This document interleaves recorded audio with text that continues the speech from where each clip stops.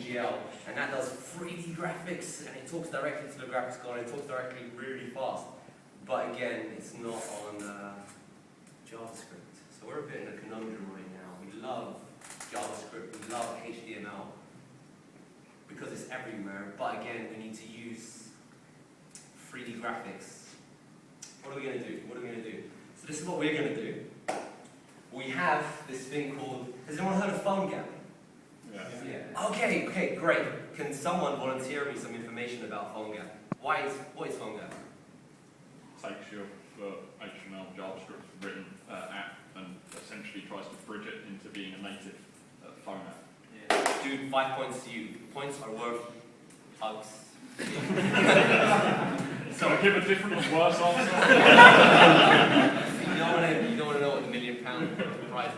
Anyway, so PhoneGap is awesome because if you make a HTML5 web application, you can package it inside a web view and push it to an app store on iOS or Google Play.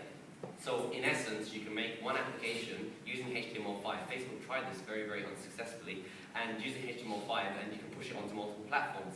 That is awesome. So with this, we are identified that doing this means that our rendering on our UI is very, very slow if you want to do anything more advanced. So we took the opposite approach, and we said, hey, with HTML5, you can process logic, you can use local storage, you can use other APIs, but the presentation layer is slow. So we got a web view right here, and it handles the communications with our server-side code. There's something that just came out, it's called WebSockets, and that allows you to do TCP connections, which isn't as fast as UDP, but it's more reliable,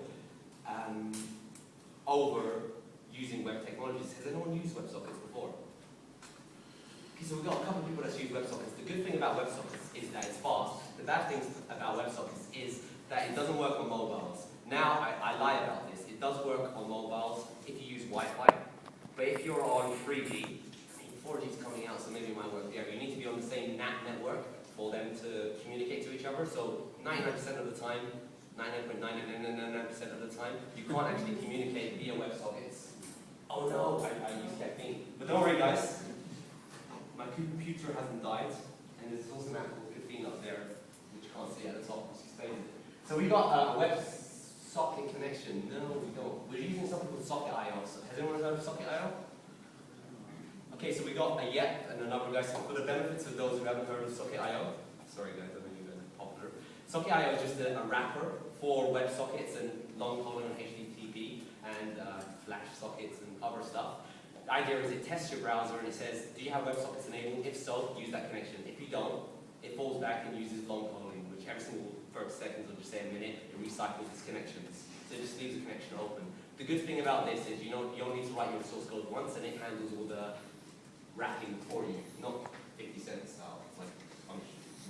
Okay, so we got a Node.js server that handles that. And the good thing about using Node.js is it's written in JavaScript, so you can actually, in essence, reuse the same code in your JavaScript Node.js server as well as in your web view. I've got a couple of lost spaces. Does anyone know what Node.js is? Yeah. No, because everyone knows what Node.js is. Okay, so the correct answer is no. Again, it's just a way to write HTTP server or just server-side code in JavaScript. Don't be scared, don't be thrown wrong, there's not enough stuff to ignore.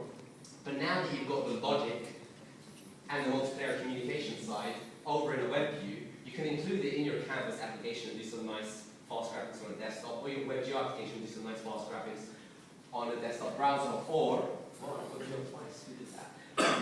you can use OpenGL to wrap up the rendering for your Linux, Mac, Android, and iOS applications. So guys, I think I've scared some people. Does anyone want to ask me a question before I perhaps show you a demo of this stuff working if I'm not called a liar? I don't know if your hands up here holding up the camera. Oh, you're holding up the camera, okay. So guys, I'm going to go over to the demo stuff. So if you guys have downloaded one of these games, which I mentioned earlier, you can log in right now. And I'll give you a quick induction on how it works while we wait. So this one's called Phone Wars. And the idea is iPhone versus Android. So again, it's cross-platform, it works on iOS.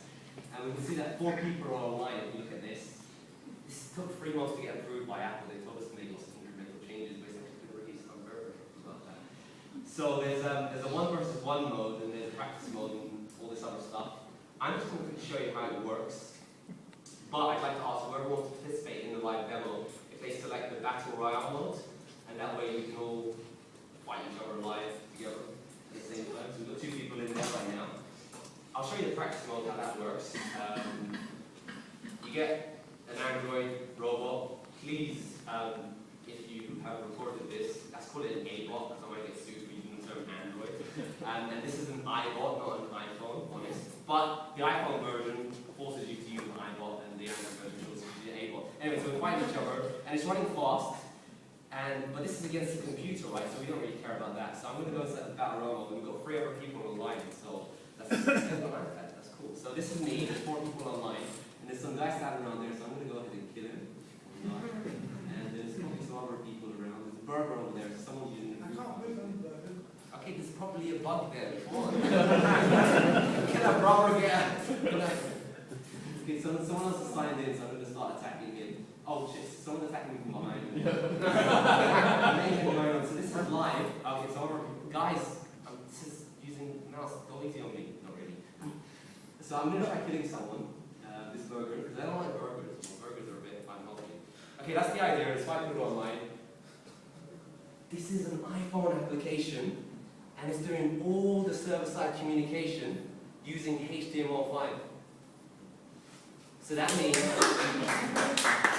means all the server-side communication code is written once, works on Windows Phone 8, works on PC, works on Mac, works on Linux, and it's written only once, and Android, of course. Sub-Android.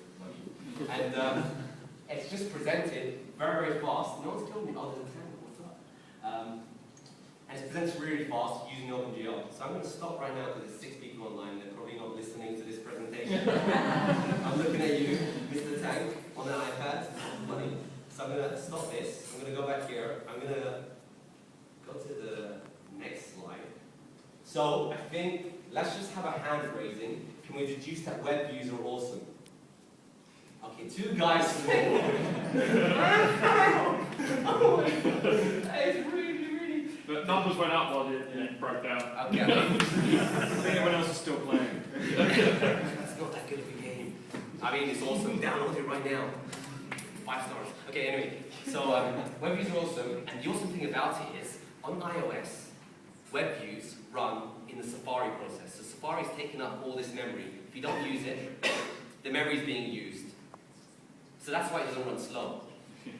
If you don't use it on Android, the memory is being used anyway. There's actually some really awesome hacks you can do, because when you actually close down the native application, the web view is still actually running in Safari, so you can still actually poll the user. It lasts for a couple of minutes. So there's really bad things you can do in this technique. But again, you're using more of the processing power of the inbuilt functionality. So